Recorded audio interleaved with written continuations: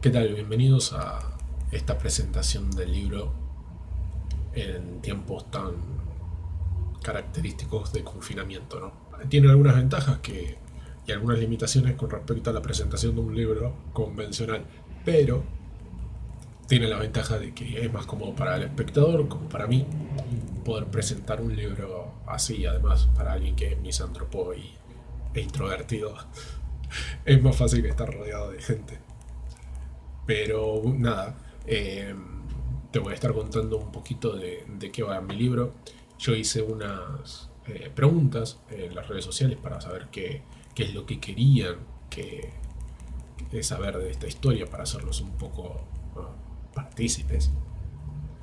Y bueno, nada, Ellenbar, estoy presentando mi libro, Las Crónicas de Ellenbar, La Sombra de Ter, que empieza ni bien termina el primero, perdón, que es la batalla del Valle de los Reyes. Eh, una de las cosas que, o mejor dicho, una de las cosas que noté en el primer libro es que el personaje es el héroe indestructible. De él depende muchas cosas, de él depende el mundo. Y esto es algo que lo he visto en otros libros donde no es así. Y la verdad que tienen razón. O sea, un campesino de 17 años va a cambiar el mundo. Es poco creíble. Pero bueno, es parte de la autocrítica. Y lo que hago en este libro es buscar la parte más humana de tanto del protagonista para, para hacerlo más débil o explotar sus debilidades, como para los demás protagonistas. Pasa que he notado que, como parte de esta autocrítica, los personajes no crecen a la par. En un punto está bien, porque todos tenemos tiempos diferentes para hacerlo. Ninguno crecemos ni nos desarrollamos a la vez. Pero en la ficción, el personaje, tanto para cuando, no sé, un desarrollo o mejorar alguna habilidad o empeorar alguna situación o caer en depresión, eso es desarrollo. Y si nos centramos en el otro personaje que, no sé, apenas camina, por así decir, por decir algo, pero eso no quiere decir que no sea interesante, porque los personajes eh, tienen que pasar por, digamos, enfrentar su propio yo, o sea, sus limitaciones, su- sus límites, sus miedos, para un bien común y sobre todo para su propio ser, para crecer, para desarrollarse. Y eso es lo que me gusta de esta parte. El libro, bueno, se centra en lo que es el gran brujo de Ter. También se le agrega el elemento, intento ponerle más desesperanza y esperanza, que siempre juego con eso, y más oscuridad, más temor, más destrucción.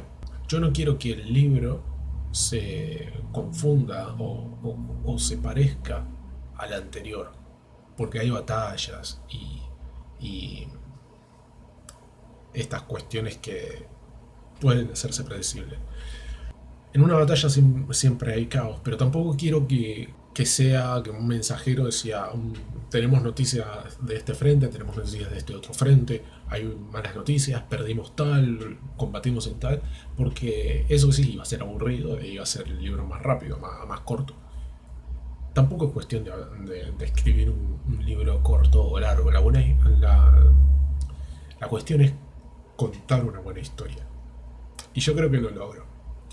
Eh, por ejemplo, en las batallas que he narrado, que son las principales, las más importantes, busqué narrarlas como cualquier otra batalla, donde hay dos ejércitos que chocan. Pero, y me parece que logré hacerlo, cuento algo determinante, importante para la historia principal de Edinburgh, el argumento del libro, pero que parece como secundario, pero que en realidad no lo es. Y me parece que logré eso con la batalla del oasis de Lendot, por ejemplo. Es algo interesante. Eh, Pero bueno, hay un... también muestro, se puede ver un enemigo que es poderoso, sí, pero no es tan unido como parece. Y eso se va a ver, hay diferencias, y que no es... Resulta que no es el gran brujo de Ter el que dirige todo, o tal vez sí, pero con alguna cosita de más o de menos. Eso lo dejo para que vos lo descubras cuando lo leas. Pero incluso quiero mostrar un enemigo dudoso. La duda es cosa que nos acompaña siempre en todos lados. La duda es algo que nos acompaña siempre en todos lados. Y restarlo de un enemigo que es un ser, para no decir que sea humano ni extraterrestre, digo que es un ser y que también tiene sus dudas, como cualquier persona, como cualquier personaje. Entonces me gusta mucho la idea de jugar con esto y ver un enemigo más humanizado, entre comillas. Yo me acuerdo que cuando empecé a escribir este libro, cuando yo tenía 17 años, y la idea nació de Noches de Insomnio. En realidad eran ideas que surgieron en Noches de Insomnio, que la fui escribiendo, y cuando yo para el 2010 ya había leído los dos primeros libros del Señor de los Anillos y El Hobbit, y estaba inspirado para escribir fantasía. Además, me gusta todo lo que es la Edad Media y estas cosas, y quería agregarle un poco de mitología. Pero en realidad, la historia original era crear la Segunda Guerra Mundial. Quería escribir sobre la Segunda Guerra Mundial porque quería controlar las fronteras, los frentes, mejor dicho. Porque quería hacer, o mejor dicho, evitar los errores que, según mi criterio, se cometieron y debían haberse evitado para tener un resultado diferente. Entonces se me ocurrió que una idea así, o sea, estaba bueno, pero necesitaba un pasado. Y no voy a escribir sobre la Segunda Guerra Mundial si tiene un pasado, aunque el pasado también tiene un pasado. Cosa que descubrí cuando se formó este mundo. Entonces se me ocurrió, claro, hacerlo medieval, fines de la Edad Media. Las crónicas de Elenbar, fines de la Edad Media, porque para los que leyeron el libro recordarán que en Sembok conocen a un maestro que ya tenía conocimientos de la pólvora. Entonces se me ocurrió cambiar el mundo, o sea, crear un mundo, otras fronteras o otros continentes. Y así surge Elenbar. Y me acuerdo que ni siquiera se llamaba Elenbar, no tenía nombre, porque le cambié el nombre muchas veces. No estaba acostumbrado, no me salía ninguno, ningún sonido, ninguna palabra. Entonces, los que leyeron Elenbar saben que se explica por qué es Elenbar, el significado de Elenbar. Y incluso Elenbar no me gustaba, pero me convencía, me gustaba mucho el significado. Entonces, tiene lógica. Entonces, ahí nace el Envar. Una de las preguntas interesantes que me hicieron es si iba a haber secuelas. Bueno, la sombra de Ter, no surgió de inmediato. Cuando terminé de escribir el primer libro, me pasó que lo dejé ahí, pero después me empecé a preguntar, ¿no? ¿Qué pasaría más adelante? Porque Elenbar es un mundo grande, y cuando uno escribe un mundo grande, ya las cosas empiezan a escribirse solas, por así decir. Empiezan a aparecer ideas y cosas y personajes y facciones e intereses, porque el mundo cambia. Y como digo, es fines de la Edad Media. Así que si entrando a otra época se abren nuevas posibilidades, y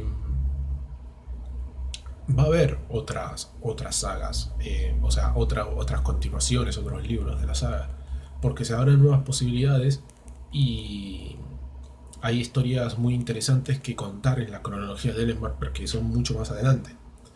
Entonces, eh, a partir de una situación, ¿no? Que es la batalla final. Y una de las cosas interesantes que podría decir que es lo que más destaca, según mi criterio, es que la batalla final está en el medio, está lo que se podría decir desarrollo. ¿Por qué? Porque, como decía antes, si hago un libro de lo que sea, ¿no? Pero en este caso de mitología y batallas, y hay una guerra, tengo que mostrar esa guerra y tengo que mostrar el pesimismo, tengo que mostrar las consecuencias. Entonces, no quiero aburrir, no quiero aburrir. Y meter una batalla ahí, la batalla final, es como una inyección de adrenalina, es como espabilar al lector. Es hacer que el lector se pregunte qué está pasando. O sea, ya la batalla final, ¿cómo? Se quedan como 6 páginas más. Bueno, eso es interesante. Decidí usar esa técnica justamente para no hacerlo algo repetitivo. Y para eh, eh, eh, generar curiosidad y decirle al lector que siga leyendo, darle ganas de seguir leyendo, porque va a encontrar la lógica de por qué la batalla final está ahí. Y hablando de batallas, la batalla final es algo de lo que estoy orgulloso. Porque seguí los principios de Sun Tzu. O sea, el principio de, para fingir desorden, primero hay que organizar el orden. Y las batallas son un caos. Hay de todo, hay soldados mezclados, luchando, no se entiende nada. Pero claro, el lector tiene que entender qué está pasando. Y decidí organizar esa batalla por fases. Es decir, cada párrafo tiene un frente. ¿Cuál frente? Enanos, elfos, humanos. Porque obviamente no podemos poner a combatir un enano al lado de un humano porque tienen habilidades que tienen que ver con sus limitaciones. Entonces, limitaciones y habilidades diferentes que ni siquiera puedo decir que es debilidad, ya es un ejército perdido eso. Entonces, los enanos tienen que luchar con los enanos, los humanos con los humanos y así. Entonces, esa batalla es un caos. Pero es un caos organizado. Y es lindo de ver. Y además no se nota.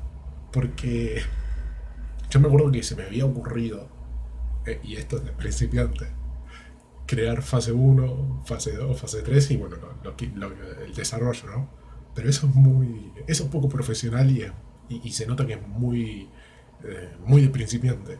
Pero se me ocurrió hacerlo así y yo me acuerdo que estaba con mis clases de ruso y era un jueves, yo estaba concentrado ya en el final de la historia. Me acuerdo que salí de casa, me fui a la casa de Rusia y en el viaje estaba pensando en el final. En la clase estaba pensando en ese final, en la batalla final. No podía concentrarme, pero no podía concentrarme, estaba concentrado en eso. En el viaje de regreso también.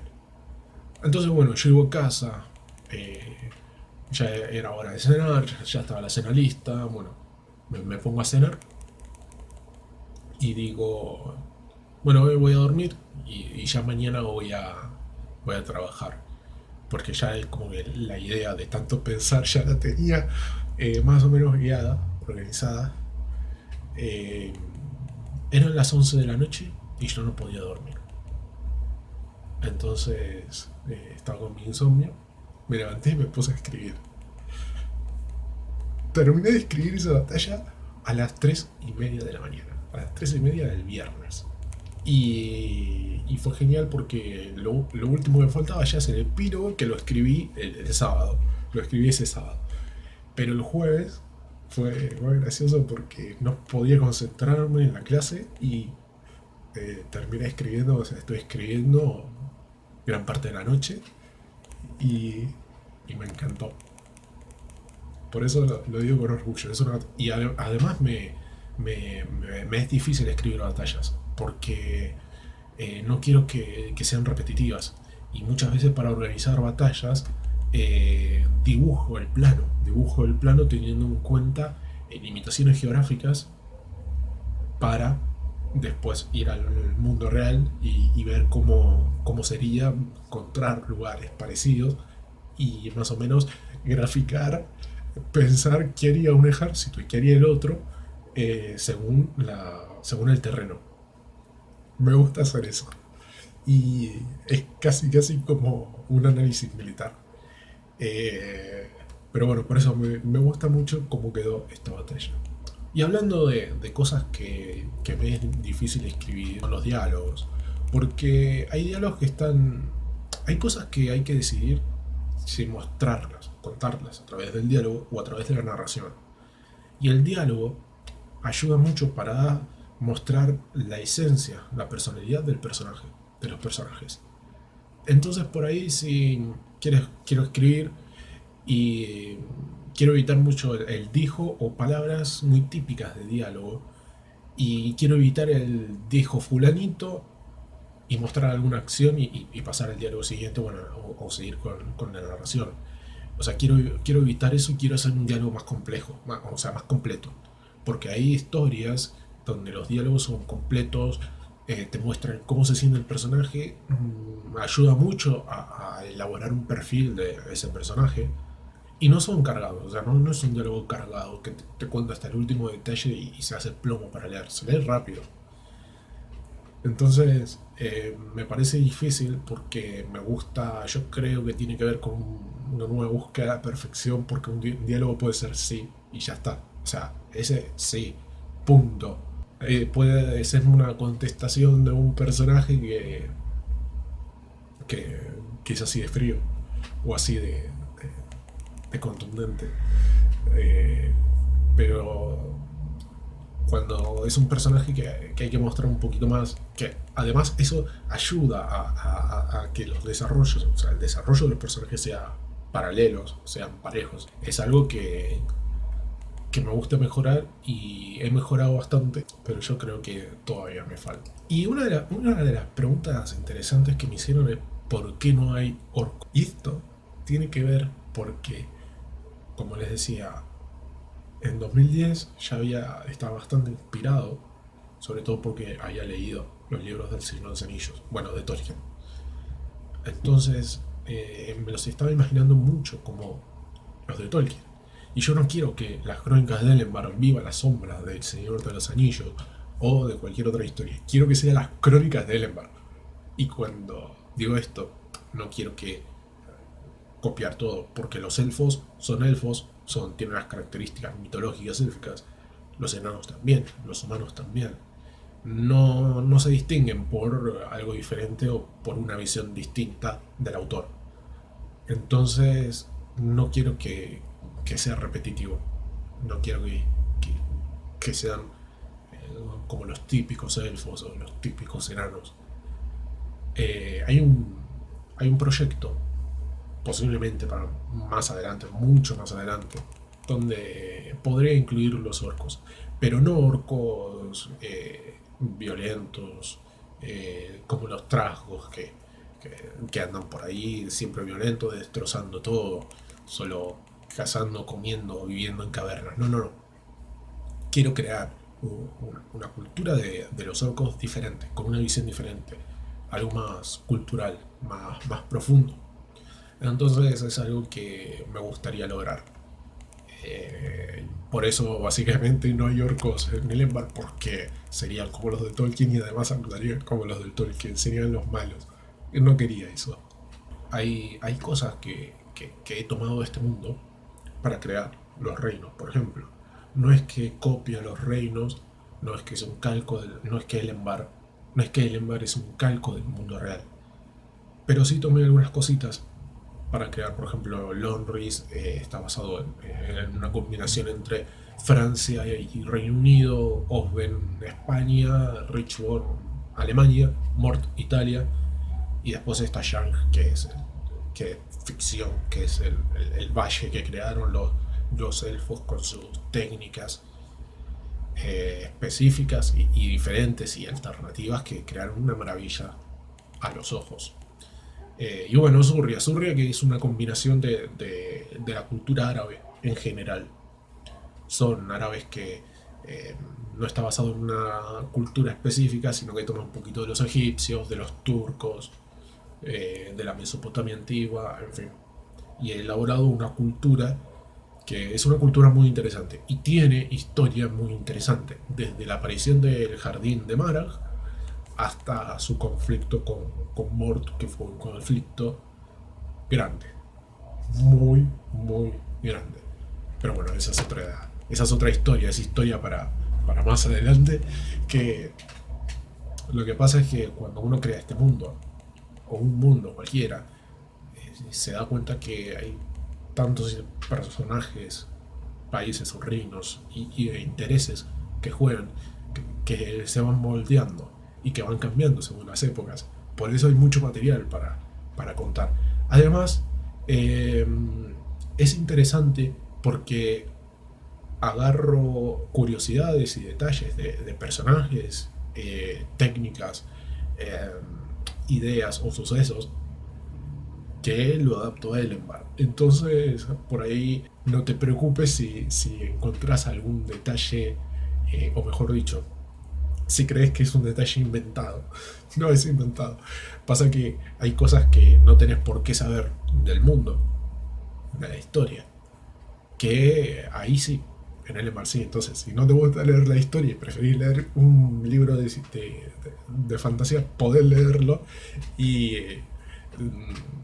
nada, relacionar sucesos, porque sí están basados. Además, Ellenbar me ayuda a mí a dar una opinión o una crítica o un análisis, eh, entre líneas, sin afectar el desarrollo de la historia, la lógica de la historia.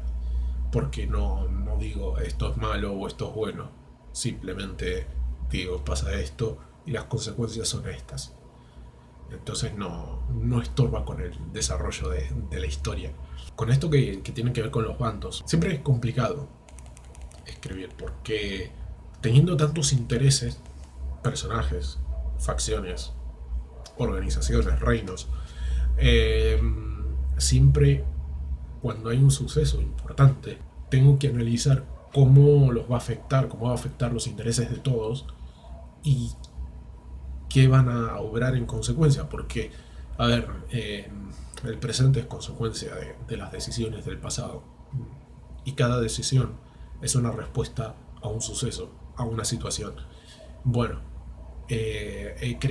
trabajo en estas cosas, se vuelve un poco denso y a veces cansa.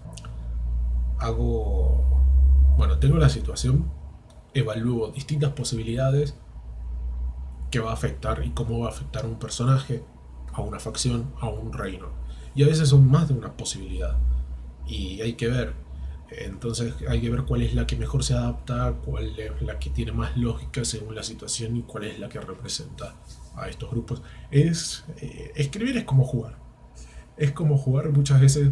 Hay escritores que eh, actúan las escenas para ver creíbles. Un simple ataque con puñal tiene que verse creíble, entonces por ahí cumple también a veces un rol de actor, un aficionado, ¿no? Una actuación aficionada. Escribir también tiene que ver con ponerse, es divertido. En el lugar de un rey, en el lugar de un sacerdote, de un mago, de un personaje, es divertido, pero bueno, agota. Lo mismo fue cuando tengo que escribir un final, por ejemplo. Si bien cuando empecé a escribir Ellenbar no tenía una técnica, simplemente me sentaba a escribir y escribía lo que salía. Hoy tengo una técnica, pero tampoco es algo que me represente a mí. Como joven escritor, tengo que buscar todavía cuál es la que mejor se adapte, porque no he probado todas las técnicas. A veces escribo finales alternativos, o sea, pero no un final que tenga que ver con, en lugar de ir por la derecha, al personaje toma por la izquierda. No, es un poco más importante la acción. Es decir, si matan a un personaje importante, un líder, ¿cómo va a afectar esto en la batalla? Por ejemplo. Entonces evalúo, o al final, ¿no? Entonces evalúo distintas ramas, distintas, como si fuesen. Entonces, el que mejor se adapta según lo que yo quiero contar y que tenga lógica con la historia, es el que elijo. O a veces eso es difícil. Entonces creo una tercera vía, un tercer mundo paralelo, final paralelo, con las dos posibilidades, ¿no? Con las dos opciones, creando una tercera diferente que combine los mejores recursos de las dos, y esa es la que queda. Para mí escribir casi como un dios, porque creamos mundos y los destruimos. Matamos personajes, matamos personas, somos asesinos o los salvamos, somos dioses. Eh, También afectamos el mundo real, creamos trabajo, le damos trabajo a editoriales. Bueno, yo no puedo hablar mucho ahí porque me autopubliqué, pero bueno, eso también genera ingresos, no solo a mí, sino también con los trámites que de alguna forma se recauda, y eso nos beneficiamos todos. Es decir, hay toda una estructura que el escritor va mucho más allá de agarrar un bolígrafo y escribir algo, lo que sea. Entonces, es casi como cualquier persona. Tiene sus cosas buenas y sus cosas malas. Sus cosas, pero bueno, acá también jugando con lo que es lo bueno y lo negativo, y acá jugando con lo que es lo bueno y lo negativo, intento mostrar más que juzgar. Bueno, nunca he juzgado que esto es bueno o esto es malo. Nunca me puse en la piel de un personaje para decir que de forma negativa hizo tal cosa. Si hago eso, diría, hizo algo de forma negativa para tal personaje. Entonces, ahí ya sabemos que es el personaje el que está. Pero nunca estoy cuestionando o juzgando. Porque lo que pasa es que lo bueno y lo malo es relativo. Porque depende del criterio con el que juzguemos lo que es bueno y lo que es malo. Lo que es bueno para mí puede no ser bueno para vos. Y es cuestión de perspectiva. Pero bueno, la inspiración siguió y se fue moldando a lo que es hoy el Emma. Si tuviera que elegir un personaje favorito, es difícil. Es difícil porque siempre me gusta. Porque ella le afectó mucho la muerte de su hermano y se culpa. Se culpa, tiene cargo de conciencia. Entonces encuentra en Eivor y en lo que estaba por venir una lucha que va más allá de un bien común. También tiene que ver con ella, con su interior, con lo que es ella, con lo que puede lograr. Entonces Sembra tiene un peso muy importante en esta historia porque es sinónimo de perseverancia, porque si se rinde, o mejor dicho, alcanzaría el éxito una vez que se rinda, porque cuando abandonamos, cuando nos rendimos, es ahí cuando fracasamos. Entonces ella encuentra la forma de seguir adelante por algo más importante que ella, pero también por ella. Los elfos van a sufrir esta guerra mucho, mucho. Van a ser muy importantes en la unión con las otras especies. Pero bueno, también se muestra mucho esa desorganización entre los humanos y los elfos y los enanos. Eh, pero acá tienen que unirse. No puede haber individualismo masivo o individualismo de raza.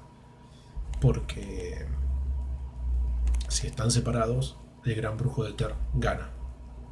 En cambio, tienen que unirse para hacer una fuerza, y es lo que pasa cuando hay un enemigo común. O sea, si estamos nosotros y viene alguien más y nos hace la guerra, pues nosotros nos unimos y lo acabamos. Entonces, claro, esto también es lo que quiere lograr el gran brujo de Ter. Pero bueno, como el enemigo no está tan unido como parece, hay cositas que también se muestran, que se van a ver, y que descubrimos que el gran brujo de Ter no tiene solamente esa función de conquistar el mar, tiene otros trabajos o otras misiones que hace en paralelo, con objetivos visionarios que van mucho más allá del corto plazo, o lo que él llama corto plazo a la conquista de Denver, que quién sabe cuántos años puede durar. No dura tanto. Así que no es un personaje. El gran brujo de Ter me gusta también, me gusta la historia. Y Eivor es como si fuese yo a los 17 años. No me basé, o sea, no basé el personaje en mí, pero yo me imaginé que era él, que vivía eso en ese mundo y que me, me sorprendía también un mundo que ignoraba, porque siendo campesino, imagínense ponerse en el lugar de un campesino que trabaja en la granja con su padre y de repente entra al mundo, o mejor dicho, sale al mundo y se encuentra con cosas que ignoraba y que no creía que eran posibles. Eivor es algo ignorante, pero aprende rápido también. Y ya sabía leer y escribir en su momento, cosa muy rara para un granjero de la época. Entonces yo creo que eso más, su espíritu aventurero y las ganas, su curiosidad y las ganas de descubrir y ir más allá, lo hacen convertirse en un elemento importante que, si bien digo que es un personaje que de 17 años del cual depende el mundo, una, es absurdo, es una locura, también yo creo que en un punto los otros personajes hacen que dependa de él, porque en, él nada más apareció, él le tocó vivir sucesos como a nosotros nos toca vivir sucesos como el coronavirus, por ejemplo, y actuamos en base a eso. Bueno, no lo buscamos, simplemente nos encontramos. Y bueno, actuamos como podemos. Y cuando eh, él empieza a interiorizarse y su forma de ser, las cosas empiezan a acomodarse como para que sea él. Quizás no es él, pero él hace mucho y va a hacer mucho. Por eso es difícil elegir un personaje favorito. Ahora, si tengo que elegir a uno, yo elegiría uno que muy temprano para que aparezca, porque en la cronología es mucho más adelante. Bueno, no mucho, porque su padre sobrevivió a la Segunda Gran Guerra. Eh, pero esa es la única relación que tiene con el Embar, con el primero, con el segundo, con esta historia que estoy contando ahora. Es la única relación. Tiene una vida muy interesante, como cualquier prócer. Aunque bueno, no es un prócer, aunque bueno, algunos lo consideran un prócer. Eh, pero bueno, tiene habilidades de oratoria, persuasión, manipulación, es buen guerrero, tiene cualidades, tiene valores, es un caballero. Pero bueno, eso no significa que sea todo positivo en él. Y es que ese personaje está muy trabajado. Creo que está muy bien trabajado.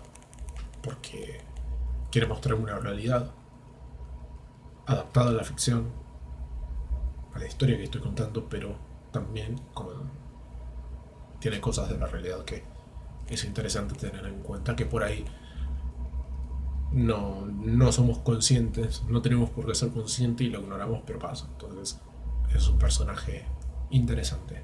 Recapitulando, este libro es interesante de leer porque, bueno, se centra más en la unidad de los personajes. Ahí continúa con esas curiosidades que decía yo de sucesos de nuestra historia adaptadas a este mundo que puedes conocer, así que te va a hacer un poquito más sabio, más sabio.